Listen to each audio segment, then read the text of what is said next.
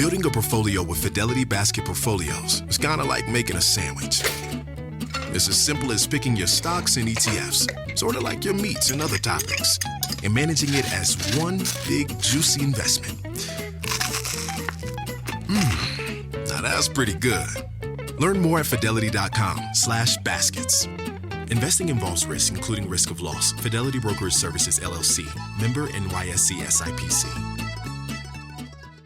Atheists, agnostics, long-haired weirdos, short-haired weirdos, vandals, hooligans. The government, hug the government, love the government, hug the government, love the government, hug the government. Welcome to The Politics Guys, a place for bipartisan, rational, and civil debate on American politics and policy.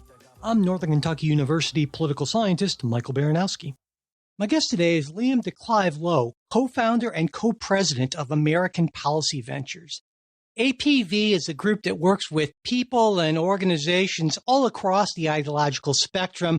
Their goal is to make it easier for policymakers to be effective at solving critical policy problems. They sponsored the Georgetown Battleground Civility Poll that came out not too long ago, and when I saw those findings, I was really interested in talking about them, which is what we'll be doing today. Liam, welcome to the show. Thank you so much, Michael. I really appreciate it. Before we get to the poll, I want to start with talking a little bit about your organization, APV. Could you talk a little bit about why you started it and what you do? I mean, more than that kind of very brief boilerplate thing I gave in the intro, obviously. Of course, those is a great introduction. Part of the reason why we started American Policy Ventures, my co-founder, Paolo Mastrangelo, and I, is that I think we saw two dynamics happening in DC and around the country that are not unique insights, things that many of us see. One is that we have rising forces of polarization and partisanship that is making it more difficult for important problems to be solved. That polarization exists out in the country, which we're going to talk some about when we dive into the poll results. But that polarization around the country, it trickles up into the halls of Congress and the way that members of Congress and congressional staff feel that they can operate, feel how they can govern and how they can lead. And so there's that dynamic. That's number one. And then number two is that I think something we saw was a lack of resources or support or infrastructure to help members of Congress counter that dynamic and to help them be able to work together and lead on topics and reach across the aisle and do things, right? Do the things that they all came to Washington, D.C. to do in the first place. If you, Matt, put yourself in the perspective of a member of Congress, there are immense resources and support structures and incentives available to you if you rush to be partisan on one side or the other. But there is a lack of that kind of support infrastructure if you dare to work across the aisle and with people with whom you might disagree to solve problems. So I think those were two things that caused us to say, well, what if we tried to put some type of infrastructure together that could address that? Could that make a meaningful difference? And that's what led to the creation of American Policy Ventures. And so can you give folks a sense of what that looks like and kind of a nuts and bolts, grassroots-ish sort of level? Because I think a lot of folks who are listening to this podcast are all about getting stuff done and trying to find common ground and all that. But oftentimes it's difficult to understand how one would actually go about doing that in a very real world way. And obviously that's a concern you have and you wanted to act on that. And so what does that look like? Absolutely. It's a great question, Michael. I think, at least in our case, we did not start this process a couple of years ago with a grand plan for how this was going to work. To the extent that we've been able to build anything unique and different and helpful, it has stemmed from the fact that we took a long time to speak directly and privately with dozens of senators, members of Congress, chiefs of staff, and other sort of high-level policy stakeholders to get from them on the inside within Congress, what do they feel they're missing, right? What are the support structures they feel they're lacking? What outside activities, what networks would actually help them from their perspective to be more successful.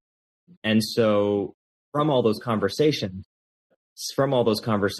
stemmed the work that we now do. I'll go into just 3 quick areas of what we do that might give a little bit more specificity. One is relationships and networks. There has been an enormous breakdown, and you can hear this from many other people. There's been an enormous breakdown in the strength and depth of, I was going to say cross-partisan relationships, but I also think it's just true relationships in general among members of Congress in DC. There was obviously the change a number of decades ago where members stopped living in DC, and there might have been some good instincts for that about people being more rooted in their home districts and their home states, going home for the weekend and so forth. The downside of that has been that members of Congress, their kids don't go to the same schools in DC together. They don't go to the same church. They're not dropping their kids off at daycare at the same places. They're not going and, just having informal, purely social relationship building time the way that they might have in the past. And the results of that is exactly what you would expect. And I think that in this new politicized and more partisan environment, there need to be new and creative ways of helping members of Congress, both outside of work and within work, form new relationships and form new working relationships around different topics. And so one of the things that we try to do is find topics and issues that members of Congress really want to work on, but feel that they haven't had a chance to work on yet, and try to help them match sort of with other potential partners and allies on the other side of the aisle that they might bond with on a particular topic that they could work on. And perhaps that's something that doesn't turn into a concrete piece of legislation immediately, but it's something that at least is the beginnings of a very fruitful conversation and a dialogue. So that's one part of it, is relationships and network. A second part of it is we have tried to build, and I think we've done a decent job with this, build a sort of legislative go-to, like a one-stop shop for members of Congress. Again, if you're putting yourself in the mindset, say, of a senator, you have, let's call it 50 plus staff who work for you. Many of those staffers are taking meetings all day, every day. You're taking meetings all day, every day as the senator. So even if you just thinking about the scale of the policy requests that come into one Senate office, right? Even if you exclude all the emails they receive, all the phone calls they get, all the mail they get, just remove all the correspondence, and you just look at the meetings they have, you're looking at arguably well over 300 requests per week that are coming into that office. And so you're thinking about that, you're just constantly, and you have to prioritize, right? You can't do everything. Even if you supported every idea that someone came to you with, there's only so much time in the day. There's only so much political capital that you have to move things forward. And so there's all these requests coming in. And what we wanted to do is create an infrastructure that a member of Congress could go to and say, hey, I want to work on this, but here's the barriers I think I might face. Can you all help? And that's a lot of what they do with us is sort of coming to us for assistance. And the third thing I'll mention, sort of to round this out, is we do a lot of polling and survey work, which we'll talk about here, to try to help members of Congress figure out how they're going to shape their work on a particular topic or something like that. We also do a good amount of issue education, right? So if you're going back to this, putting yourself in the mind of a member of Congress or a policymaker or a senior staffer in Congress who is taking on a bipartisan legislative initiative, you might not have, there's already risks associated with that, of just doing something that might fail and there might be blowback to and so forth. What we want to do is help to at least mitigate those risks just by making sure there's some outlet for educating your constituents around the country or in your state about what it is that you're doing, which sounds really basic, but is something that doesn't happen a lot right now. So this is just a sort of a brief overview of some of the things that we try to do. And I think I'll just also say that we are by no means the only players doing this. I think there's a lot of excellent entities and organizations that are sort of filling different parts of this broader ecosystem that tries to help foster more bipartisanship and more problem solving. Yeah, well, given all the forces that are pushing the other way, these are certainly, we can use as much as we can get, I think, along those lines. You mentioned 100%. the poll, and I wanted to get to that. Before we get to the poll itself, one somewhat unique thing about it is that it was done jointly by Republican and Democrat pollsters. And in fact, there are actually two analyses that were written about the results as well by both of those firms. And obviously, you feel that was a worthwhile thing to do, or you wouldn't have done it that way. And so can you talk a little bit about why you took that approach and what you see the advantages of that as opposed to a traditional sort of one firm poll might be? I think it is unique, and it's reflective of the type of cross-partisanship that can be successful in Washington. Too often, I think there is the misconception that when you say you want something to be bipartisan, or you want people to work together on something, you want people to come together, whatever it might be, that necessarily means a muddled down version of what everyone wants, right? You take one side and you just come to the 50% line, and that there's your solution. And I don't think it's often that simple. I think what we should be looking for is to bring the best, right? Bring the ideas and the best of all players at the table into one, and see if you can make a product that is better than that is larger than the sum of its parts. And I think that's reflected in the way this poll was done, right? So instead of saying, okay, we need to have one analysis that really doesn't seem partisan, that doesn't show any perspective, that's really right down the line and very neutral, we said, and this is credit to Georgetown University. This is the way they've been doing this project. This project has taken on many incarnations and has been going on for a long time. We only began partnering with them and sort of updating it for this election cycle last year. This is credit to Georgetown. This is the way they've been doing it. And it's credit to Lake Research Partners, the Democratic polling firm that does this project, and the Terrence Group, which is the Republican firm that works on this project, that they say, well, instead of just doing one neutral analysis, let's do two. And what's great about this process is that the different teams are not allowed to see the other report as they're being drafted. So the Democratic team works on their report. They all look at the same results and they say, okay, what is our honest take on this? Let's do a full analysis. And each team does not see the other until they're published.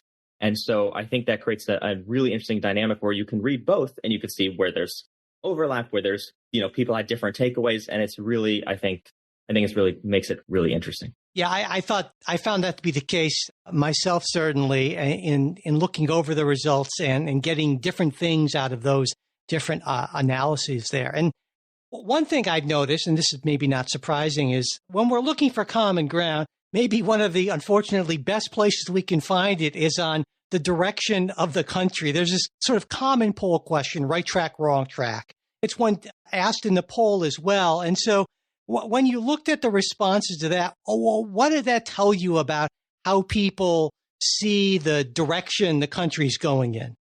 There is obviously a lot of pessimism about the direction the country's going in. In this survey, it was only 22% who said that they feel we're on the right track, and 72% who said that they feel our country is on the wrong track. Of that, we take a sub percentage of people who say they feel strongly about that percentage. On the right track, it's only 10% feel strongly we're on the right track, whereas on the wrong track, it's 61% feel strongly in their conviction that is the case. And these numbers have gotten, not significantly, but they've gotten slightly worse from the last time this Georgetown Battleground Civility poll was conducted, which was September of last year. It's gotten about 5 percentage points worse in both directions. There's obviously enormous numbers of reasons for this. People have all sorts of different reasons why they're going to say they feel the country's on the wrong track. You could ask, two voters that question and then ask follow up and say, why do you feel that? And they could give you exact opposite reasons, right? So there's going to be an immense number of reasons why this is the case. And it's reflective of I think, the divided place that the country is in and the demand for more solutions and more getting things done. There's obviously been an immense desire on the part of a lot of people, which we'll get into later in the results. And this is not something new. This has been longstanding for people to see their leaders work together, even if it might be compromising on their beliefs. Even more concerning to me than that pretty bad right track, wrong track number is the views people have about the viability, I guess you could say, of democracy itself, right? I mean, there's all kinds of talk we've heard from both people on the left and the right about threats to democracy in the United States. And that's something you asked about in the poll. And what did the results tell you about what people are concerned about, how big of a threat they feel democracy is under? And also, I guess, how does that concern differ when we're looking at Republicans compared to Democrats? Well, a lot of it is exactly what you would imagine, right? You have more Democrats than Republicans saying that Republican candidates, MAGA Republicans, Donald Trump are threats to democracy. You have more Republicans than you do Democrats saying the same thing about Democratic members of Congress or President Biden and so on. So, there's the natural partisanship, which you would expect. There's also some that are not surprising given events of the last couple of years. You have far more Republicans, for example, saying that they feel election systems are a threat to democracy than do Democrats. But I think there are some that are, those are sort of to be expected, and the natural effects of partisanship and the fights that we've seen play out recently. There's some more interesting results in here, I think, that might at least not necessarily be counter to one's intuition, but are at least more insightful and more interesting. One of them was social media, right? Big topic, a lot of concern about what the effect of social media is, not just on our kids and our families and our society and our attention spans and all of that, but also on our politics and on our democracy.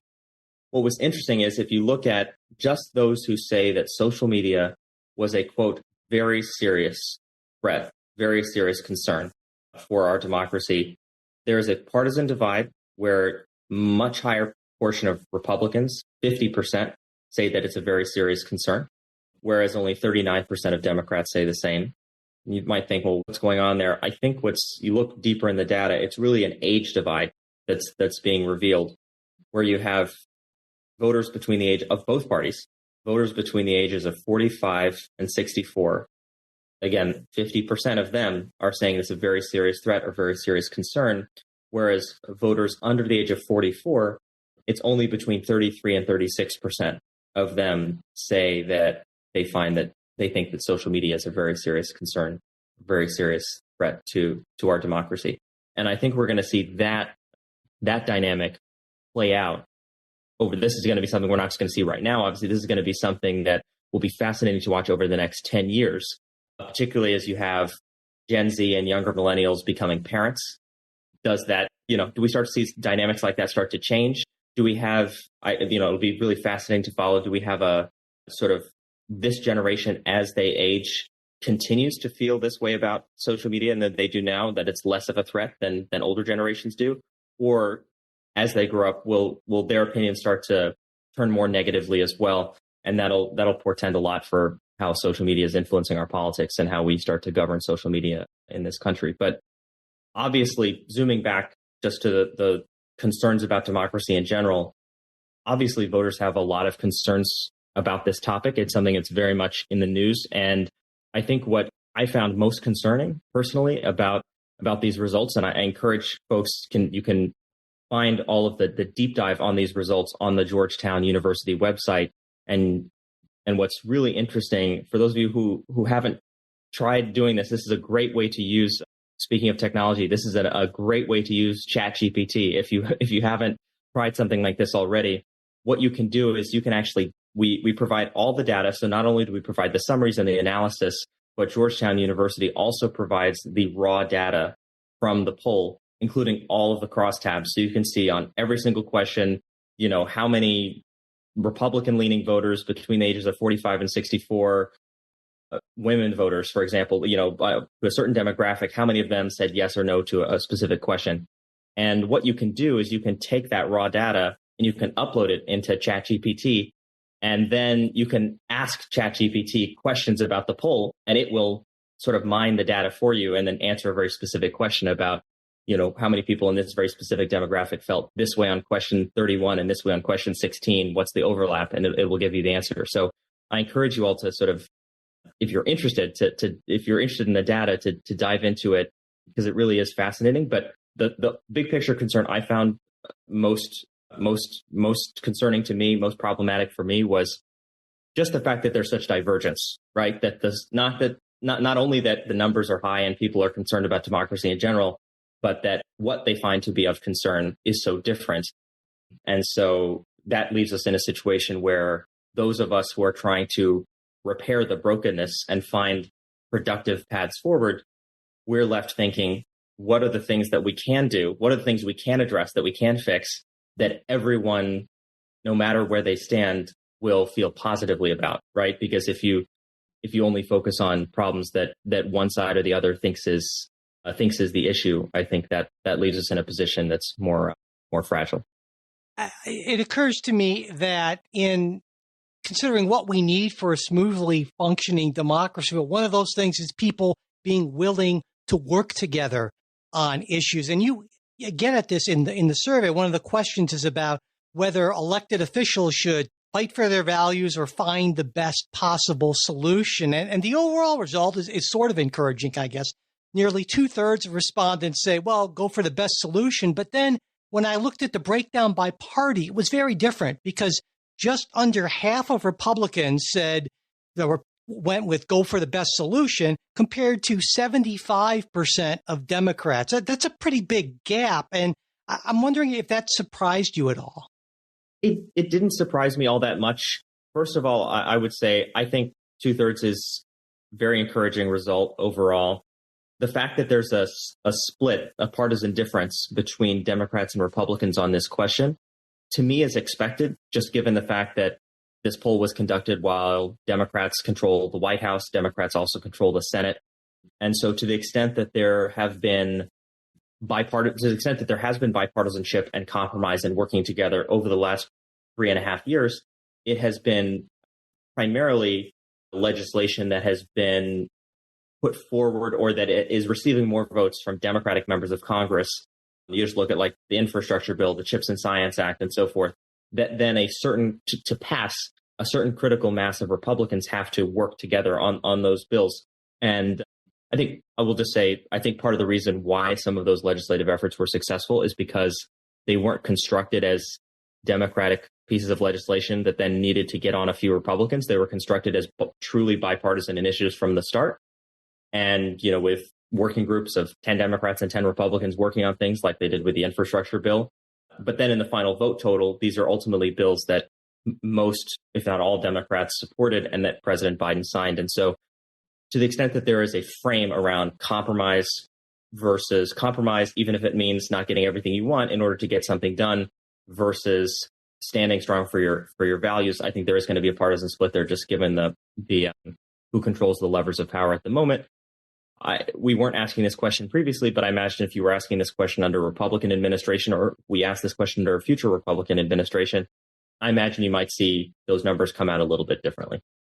What I thought was particularly worthwhile about, part of the poll was that instead of just asking that general question, and on that sort of general question, I think a lot of people would say, oh, sure, I think it's important to find the best solution. But then you ask people about specific issues, and it turns out that there's some variability in their willingness to compromise or have elected officials stand their ground. And one of the cool things about the survey is that you did ask about specific issues. And so I wanted to talk about that a little bit as well. When you looked at specific issue areas, what were would you say, the most notable things that came up, and what maybe can we take away from that? You're exactly right, Michael. There was a real effort done in this survey. Credit to the pollsters and to the Georgetown team for diving deeper than just saying, "Hey, do you want people to work together? Let's look at specifics." There's obviously, 100+ issues that could have been asked about, and that would make for a far too long of a poll, and we don't think people would stay on the phone for that long. So we had to cut it down to just a smattering of issues, just to give a flavor of the types of areas where voters across the board are more open to and more desirous of bipartisanship and problem solving. I think the results are similar to what one would expect. There are a lot of those issues that I think of them as the sort of middle band of issues. This is the way I think about it in my brain, that are the ones where there's more desire for more willingness for bipartisanship and compromise. When I say the middle band, I mean not middle as in terms of like centrist between left and right, but actually middle between sort of bottom and top, so top and down. So on the bottom or on the top, sort of across the top visually, this is in my mind, there's like a top layer of issues in American politics and in the country where these issues are so polarized and so toxic and so charged. We can also think about what these issues are. We all know what we're talking about. These issues that are so charged that it's very difficult to get anyone to budge. They're just sort of knock down, drag out fights all the way, right? Very, very partisan, very entrenched. So there's that layer of issues on top. Not to say those issues are very important, but they're also very difficult to get any kind of traction on. Then you have the bottom layer, which I would say are like renaming post offices and stuff like that, right? Things that Congress does when they have nothing better to do and that are not controversial, but are also not impactful in any way, or at the very least, a very low impact. And so I feel like what we try to work on as an organization and what's reflected in this survey is that middle band, right? Things that are very impactful, things that can make an enormous difference for the country, but are not quite as charged or toxic or partisan as some of the most entrenched policy fights. And so some of those issues that we see here, I'll just name off some of them, are pretty big issues, right? These are issues where you had a majority of people say that across both parties that they'd want to see compromise over just fighting. These includes things like paid family leave, climate change, tax credits for small businesses and families, dealing with inflation, reforming healthcare, balancing the federal budget, dealing with the national debt. So those were topics where you see you have more people saying that they want compromise than not. And then there were other issues where that's not the case, right? Where you could imagine one of those that was sort of on the opposite end, where there was most desire for fighting and not compromising in any way, was the issue of Medicare and Social Security, which is unsurprising. And then there were a couple issues where there was more of a partisan divide between who wanted their elected officials to fight for their values and who wanted their elected officials to work on getting something done. One of those I'll just point out that I think is unsurprising is immigration and the border. So this was one where you had 58. This was the only one where you see this big of a difference. 58% of voters across the board said that they wanted their leaders to find the best solution to border security and immigration. But it was only 43% of Republicans said that, whereas 60% of independents and 72% of Democrats said the same thing. So that was one where there was a divergence. But many of these other issues, there was pretty consistent desire for cross-partisan work across the partisan divide. And I would imagine that at least longer term, the hope is that if you can provide the resources and get policymakers to work on these sort of middle tier issues, then they'll develop this sort of habit of working with each other and building trust. And that will ideally help in some of those more divisive issues, at least in the future at some point. Absolutely. And I think, maybe someone should be writing a book about this incredible period of bipartisanship that has occurred over the last few years, between mid 2021 and now, right? This 3-year period from the summer of 2021 to the summer of 2024. Hopefully it will continue, but in new ways going forward. But it really has been remarkable to see everything from the infrastructure bill, the CHIPS and Science Act, the Electoral Count Reform Act, the Respect for Marriage Act, the Bipartisan Safer Communities Act. I mean, there has been just the PACT Act. There's been a raft of bipartisan legislating and problem solving, and even from those bigger things to things like successfully averting a default in the fall of 2023. So there's been a lot of, I think, things that can show the way forward and show examples of what this looks like in practice. And yes, you're exactly right, Michael. Our hope, and I think the hope of a lot of people, is that you create more muscle memory for Congress as an institution and for the players there about what success feels like. and that can then build on itself and create momentum such that more of these problems can be addressed. When you look at the responses from people on these specific issues about, find the best possible solution or stand your ground sort of thing, what emerges to you in terms of the sort of issues, the sort of policy that you think would have the best chance of actually getting through Congress? Now, obviously, the closer we get to election, the harder that becomes, but just kind of in the general short to medium term future.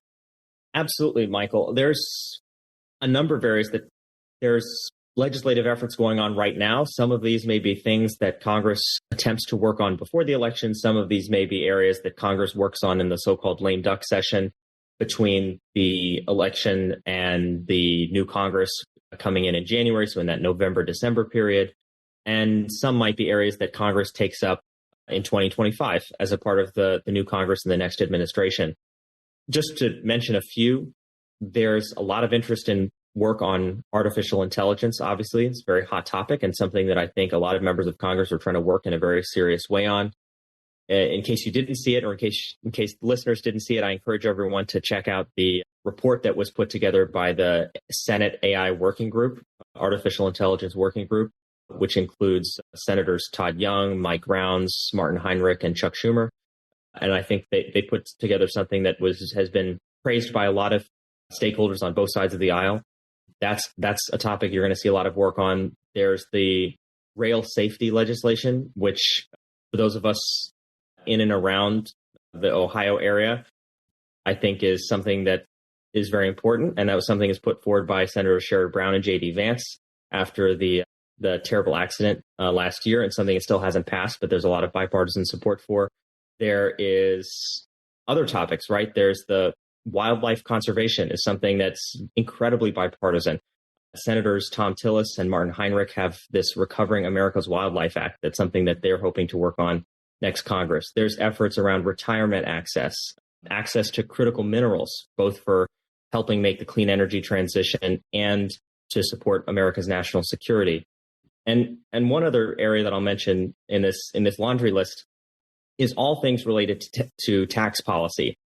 The reason why I mentioned tax policy in general, and this is not just, tax rates and things like that, but it's also everything from the child tax credit to retirement to anything else that could be part of a mega tax package, is going to be on the table next year in 2025, because many of the provisions, if you all remember the so-called Trump tax cuts, or the Tax Cuts and Jobs Act, TCJA, that passed in 2017, many of those provisions expire after an 8-year time horizon, so that it will expire next year. And so you can imagine a situation where there's divided government, say whichever way the presidential race goes, then perhaps the House goes to Democrats, the Senate goes to Republicans. There will be immense political pressure to pass some sort of tax package.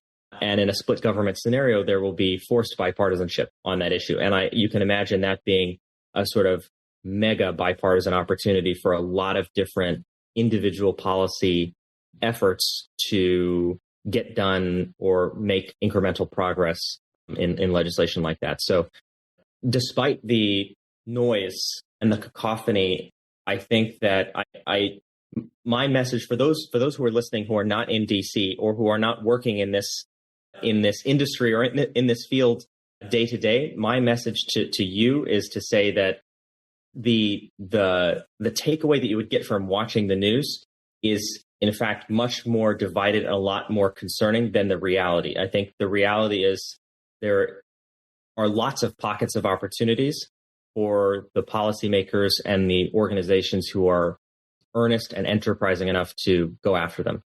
And that's at least what keeps me optimistic. That is, it's nice to inject a note of optimism.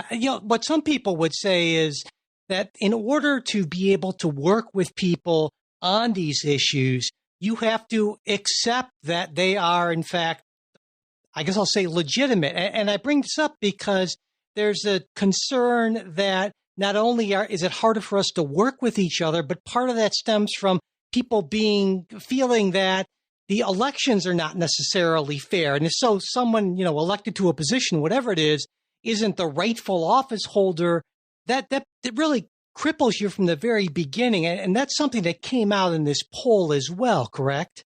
It absolutely came out in this poll. And it's something that, we have to be incredibly vigilant about, right? That we have to be comfortable not only, of course, in the context of an election, right? You can't win every election, but also in the context of policy fights. There's going to be situations and dynamics where no matter which side you're on, you're going to have to work with individuals, with policymakers, with members of Congress, with whom you might disagree on 9 out of 10 issues, but you find the one where you do have a basis for agreement and you work on getting something done.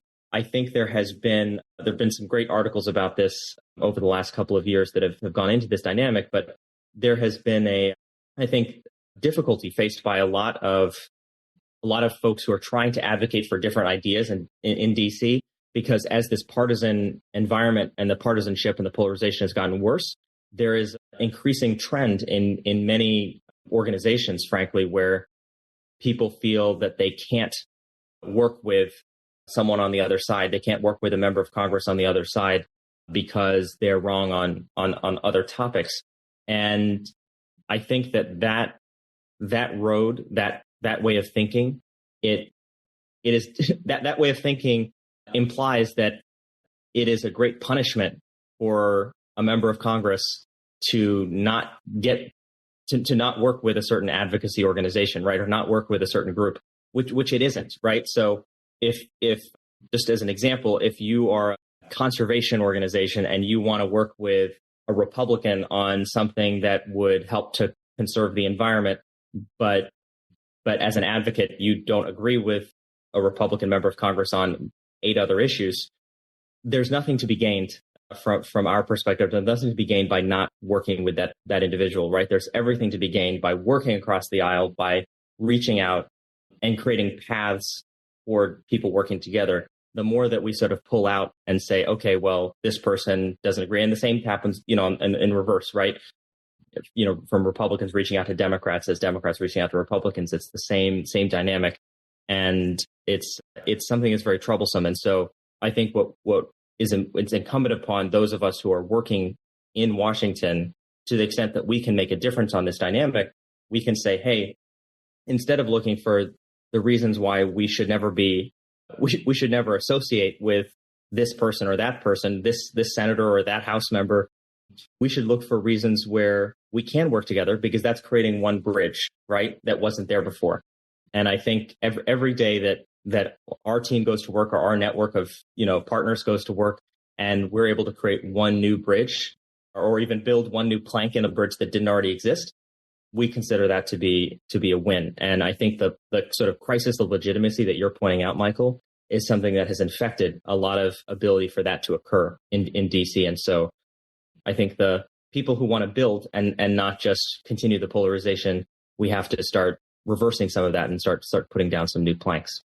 It occurs to me that we don't hear nearly as much about bipartisanship and successful bipartisanship. And I wonder, thinking about these survey results, if maybe that's in a weird way almost a good thing. And what I mean by that is that nowadays it seems like most of the impetus is to set yourself up as being a fierce partisan warrior and so forth. And you don't necessarily want to say, well, yeah, I worked with the other side on this. And that's kind of a reversal from days past when you could maybe make an argument for, well, I want to work across the aisle and get things done. And so I almost wonder if we're in an environment where the best thing that can happen for bipartisanship is for it to be kind of under the radar, if you will. So people won't see it, but will get the positive effects of it. Maybe that sounds weird. I don't know, but I wanted to get your take on that. Not at all. I mean, the exact dynamic you're talking about, Michael, has been sort of popularized by Matthew Iglesias and others who've coined this term, the so-called secret Congress, which describes this exact thing you're talking about, saying that Congress actually does get a lot of stuff done. It's just that it's the stuff that doesn't get a lot of attention, right? The stuff that gets attention is the big partisan fights, the things that the media is able to create controversy around, the things that cause members of Congress to be yelling at each other in committee hearings. That's the stuff that we hear about and that we see people, earnestly working together in a room to try to sort things out and figure out where they can find common ground. And then having legislation plod along is not as exciting for the sort of the industry that surrounds the political sphere, and for them to get attention on things. And so I think you're exactly right. A lot of these efforts are not as compelling, and to the extent that they become controversial, to the extent they get swept up in the media sphere of attention, their prospects, their chances of success actually go down. I think you're exactly right about that. So the fortunate thing is that there is both not only desire from the public, which is what the poll shows, right? There's desire from the public for this type of work to go on. Like, not only that you already mentioned this, the number, about 2/3 of people want an elected official who will work together to get the best thing done, even if it means compromising, versus just, fighting for their values and getting nothing done. Not only do you have that number in there, but even higher proportion, 88%, when we talk about we asked about things that voters feel could be done to help strengthen democracy, or to help make democracy better. Because we already talked about the threats, right? What are all the things that are concerning you about democracy? We also asked about the flip side. What makes you feel, what things could be done that you think would make the situation better?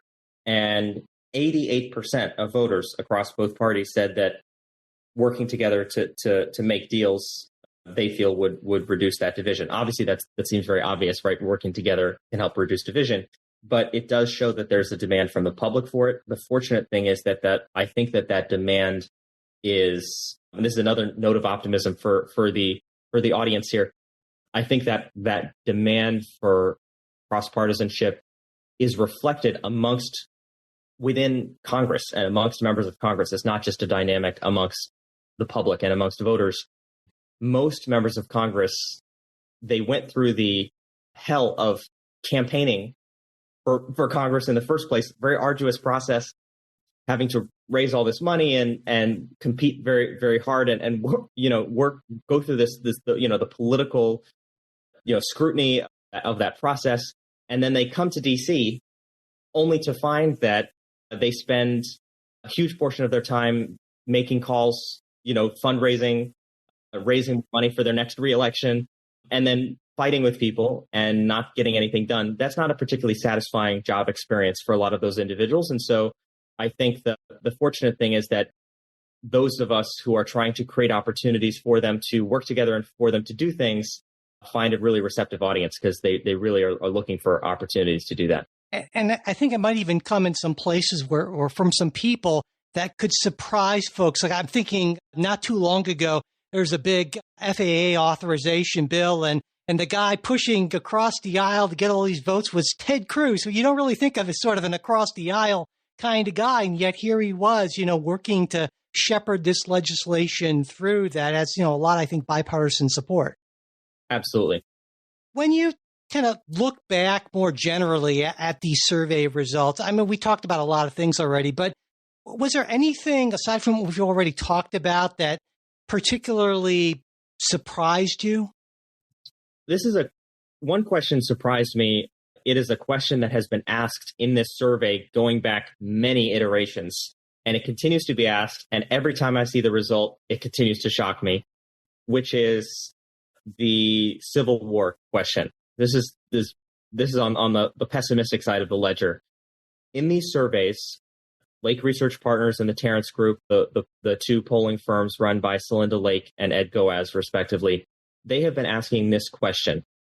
They ask respondents to pick a number between 0 and 100, with 0 being there's no division, everything's great, no problems, and 100 being civil war.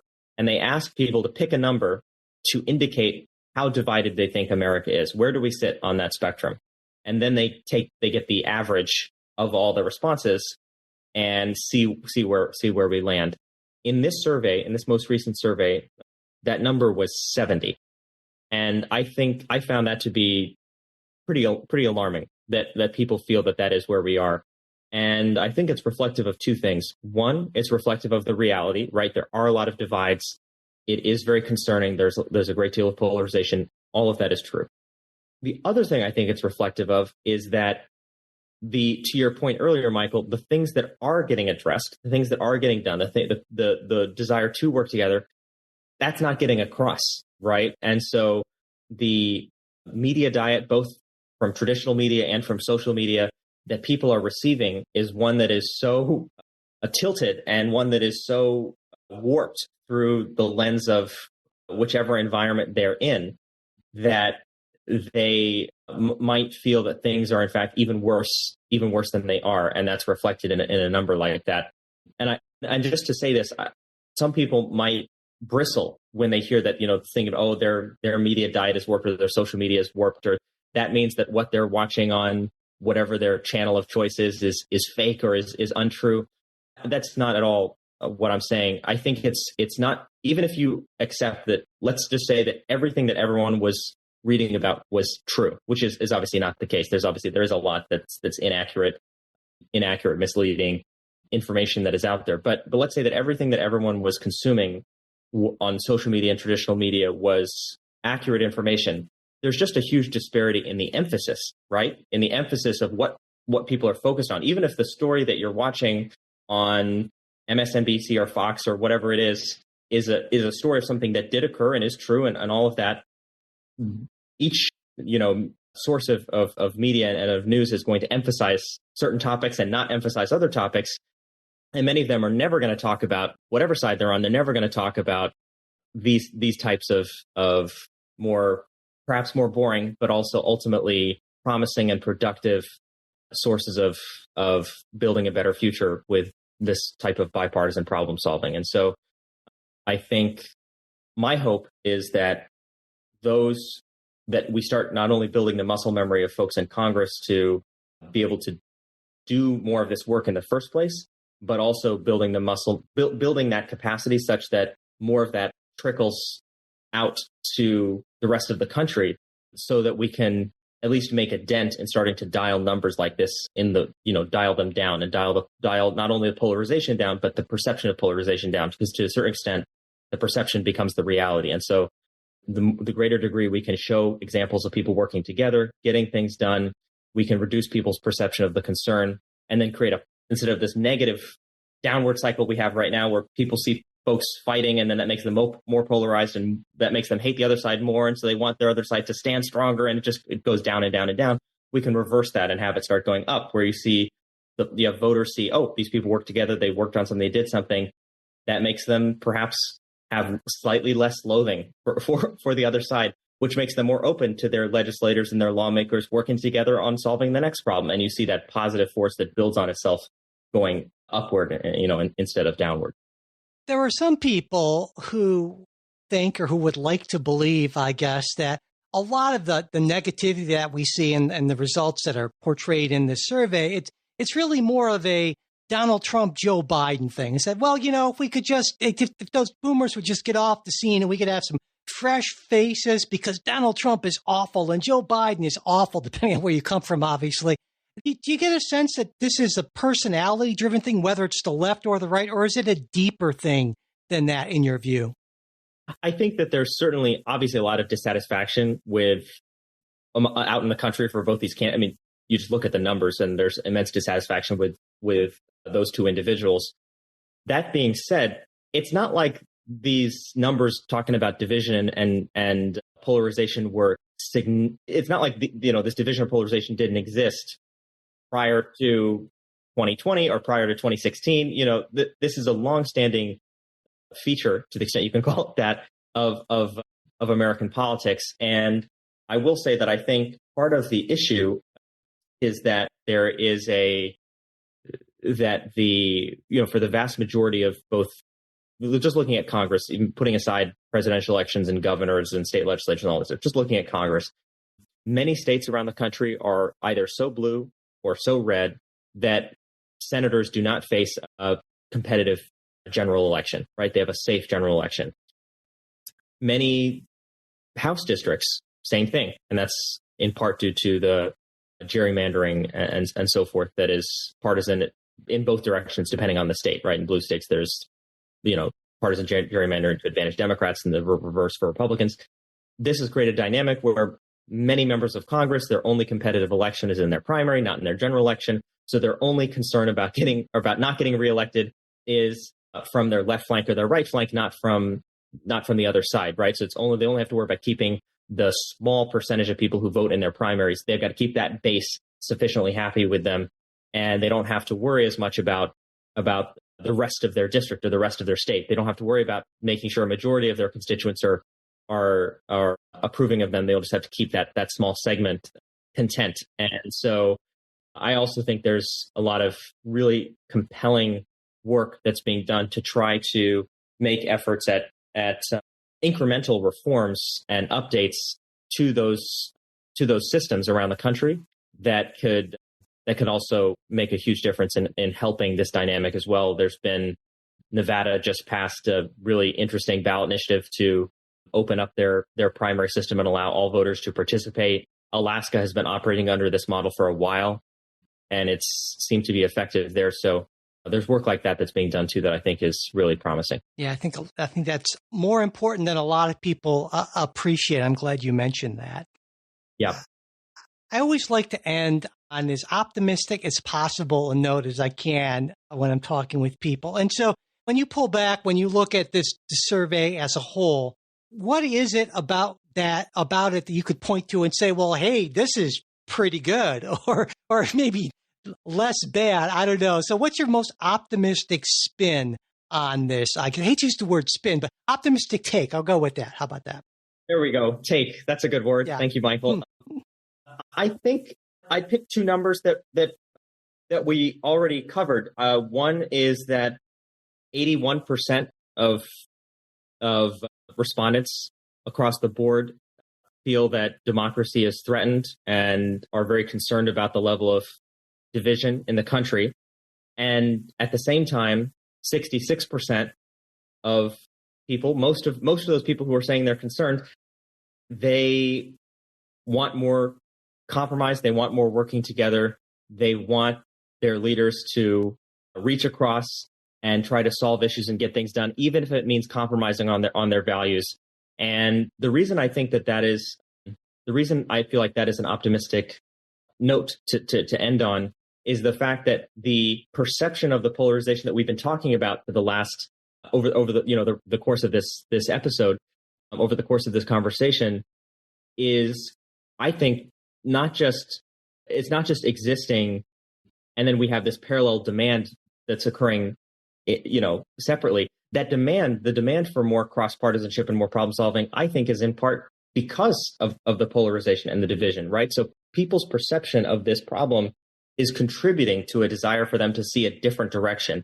And so I think that those of us who are working in this space, and all of you who are listening, whatever your role is, whatever your place is in this, whether it is as a voter, as a donor to candidates, as a volunteer, as someone who is just a consumer of news and information, whether your work has you getting involved in policy at all or the political arena, just know that there is this demand out there on both sides of the aisle in the country amongst Democrats, Republicans, and independents for more problem solving and for more working together.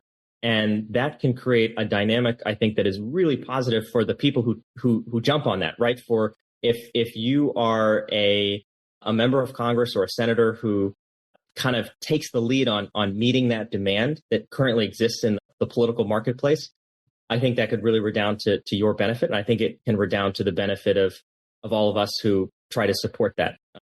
And so ultimately, why do we care about people saying they want their leaders to work together? Why do we care about, why are we encouraged when 88% of respondents tell us they want their leaders to work together and make deals? The reason why that's what we want, the reason why that's encouraging for us is not because we, for us, speaking just for our organization at American Policy Ventures, we're not seeking bipartisanship for bipartisanship's sake, just to have it just because it's nice. We are seeking bipartisanship as a means to the end of making durable progress on problems that people across the country are facing and that we all want to deal with, whether it is conservation or democracy and elections or economic opportunity and growth or small business or research and development or accelerating science or anything else you can think of, right? Go down the list: critical minerals, national security, retirement. All of these topics are things that if we're able to make significant differences on them, the impact for the country on millions or tens of millions, or in some cases hundreds of millions of lives is enormous. And so the potential impact here is great. And so even if the piece of legislation that results from some of this work that we're talking about, Senator A and Senator B get together, try to work on incubating a bipartisan solution on one of these policy areas, that helps result in an incremental policy step forward. It may not be the most headline-grabbing legislative outcome, but because this is a big country and because of the scale of these policy efforts, even something incremental can make an enormous difference to millions of people. And so that's sort of the call to action that I'll leave listeners with, is just to think about what you can do to contribute toward your members of Congress or toward our country's leaders in general, making these kinds of efforts, encouraging them to work with each other and make them feel comfortable doing that. Because to the extent you can make them feel comfortable working with the other side and feeling safe while doing that, the resulting policy work, I think, even if it seems small on the face of it, will actually be enormously impactful and can build on itself. So that's my take to leave that on for you, Michael. I like it. And I'll encourage folks to check out the American Policy Ventures site. There's a ton of interesting stuff there. I got sucked in for a while, and so we'll make sure we have that in the show notes, as well as a link to that entire poll. So if you're like me and like to geek out on the crosstabs, you can do that as well. So Liam, thank you so much for taking the time to talk with me today. Thank you, Michael. This was an absolute blast. Really appreciated it. Thanks for listening to this Politics Guys interview. If you're not already a supporter of the show, I hope you'll consider becoming one, because without our supporters, we wouldn't be able to do this. And when you become a supporter, you get not just that warm, fuzzy feeling knowing that you're supporting a good cause. I like to think we're a good cause, but you also get stuff like ad-free versions of everything we put out. You get our supporter exclusive midweek show, the full length of that, not just the preview.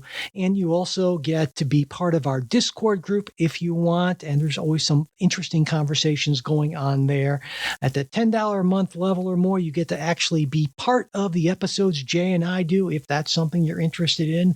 So there's a lot of stuff, is what I am saying. And I hope you'll consider checking it out. And to do that, just go to patreon.com/politicsguys. If you want to support us on Venmo, we're at Politics Guys. You can also support the show through PayPal. And all of our support links are always in the show notes, as well as at politicsguys.com/support.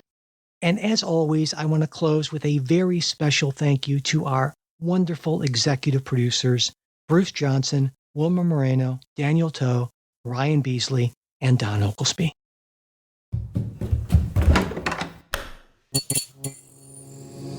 This podcast is part of the Democracy Group,